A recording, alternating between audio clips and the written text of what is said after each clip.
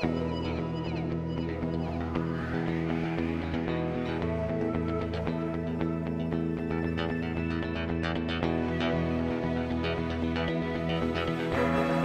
welcome back to Basic Guitar Lesson number 6. I hope that you've been practicing guitar and improving. If not, hopefully you can revisit some of the past lessons, download the worksheets, and to keep your guitar out so that you can see it and practice once a day. If you put it in your closet or in the case, you probably won't play it because you don't see it. So today we're going to learn a little bit about the scales. There's 3 benefits to why you want to learn the scales. The first reason being that it builds muscle, finger strength and speed and coordination for your independence for your fingers. The second reason that you want to learn how to work with the scales is that it'll train your ears to learn what to listen for and to kind of hear common note combinations. And then the third reason that you want to learn the scales is that it will actually help you to learn more about improvisation and then also to write your own music in the future. Another reason why you want to learn how to play the basic scales is that it actually will help you to see or understand the basics about bass playing. The bass basically has the same first 4 notes, the E, the A, the D, and the G. The similarities is that they're the same notes and the same way the fretboard works, so they're the same notes.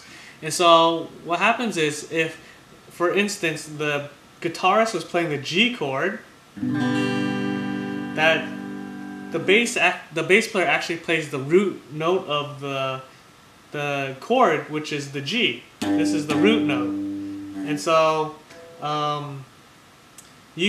once you know kind of the root note, you can play whatever's in that scale to kind of improvise as the bass player. So you can play this note, that note, this one.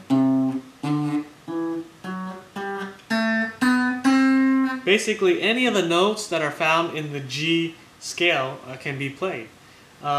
Same thing with the A.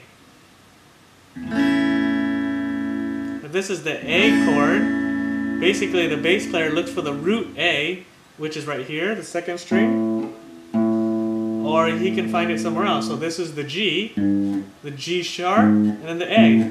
So the bass player can play the A root note, which right here, and he can play any note accordingly to that, and kind of improvise or kind of get creative in the way that they play. So there's a lot of similarities between the bass and the guitar if you kind of get the theory behind the music. So there are 5 basic scales that we're going to work off of.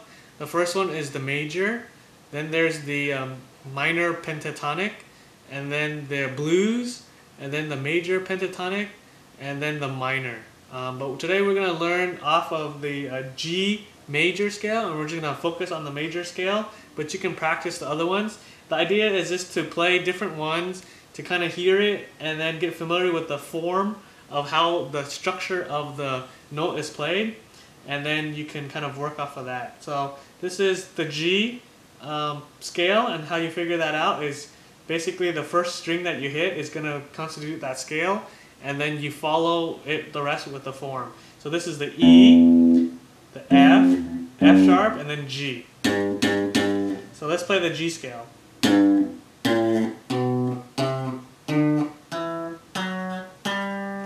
If you notice that this is basically your do, re, mi, I'm going to continue on.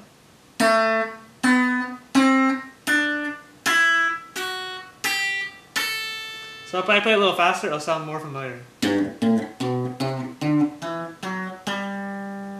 And then when you get good, you want to be able to work through this without looking, and then even to go work it off backward and work the same thing but backwards.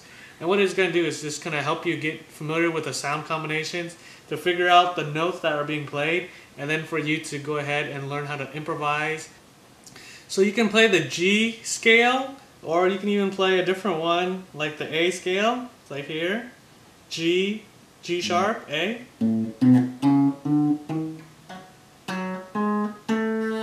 You can play it even in the middle, just as long as you keep the same form, but it'll kind of get cut off.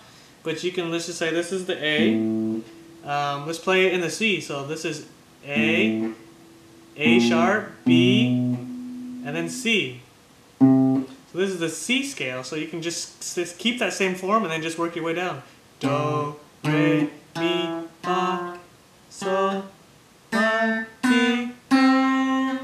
And you can just work off of that sheet that I gave you, but that sheet tells you where all the notes are, and then you can basically familiarize yourself with each scale and wherever it can be played, because you can play it here, or you can even play it down here as being the G. So there's different ways to do it. You just got to be creative and to kind of understand that and to get yourself familiar with the way it sounds. One of the things I want you to take notice of is that if you notice the chords that are played in that scale are the same notes. Like for instance, let's just play the G. So I showed you the G playing it like this. If you notice that in the G scale, you press the same notes in it. So the first note is this, right? Second, and then this is the third one. These two are the ones that actually make the chord, and then we push this last one, it's in the chord, but it's also in the scale because you get to the bottom and then you hit these three. So, and then in the G chord, or in the G key, a lot of times the chords that you play are all in the same key. So actually, let's just say, a lot of times when you see the chord G, you also see the chord D. Well, these notes actually are in the chord of the G scale, also the E minor, which are the same notes that you will press.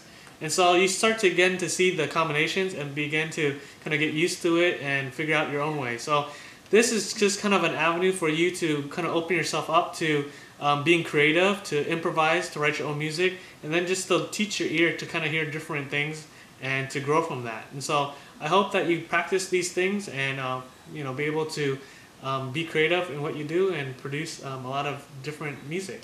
So stay tuned for next week. It will be the last week of guitar lesson number 7, and we will be learning how to do finger picking. Not booger picking, but finger picking. See you next week.